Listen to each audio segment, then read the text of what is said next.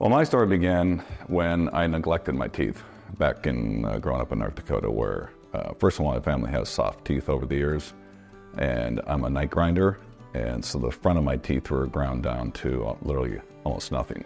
It deteriorated over the years, and so as that transpired, it got to a point where I needed substantial help.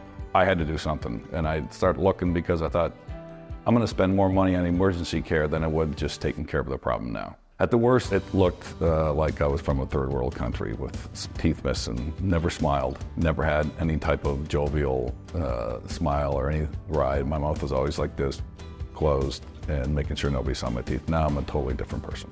I have a severe gag reflex on top of it, and I informed them of that, and they realized that, and they took extra special care of me to make sure that they used techniques that basically were able to eliminate most of the gag reflexes, if not all. They just did the right thing for me. I think they treated me like a family member per se, and said, here's what I would do for my brother or my dad, and make sure that there was nothing that needed to be done over and above necessity.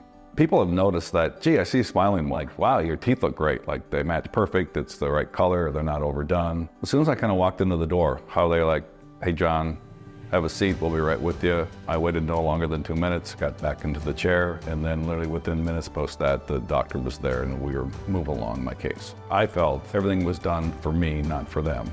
So my case was looked at for, not from a, hey, I can make quote unquote money off of this person, but I'm doing what's right for the customer.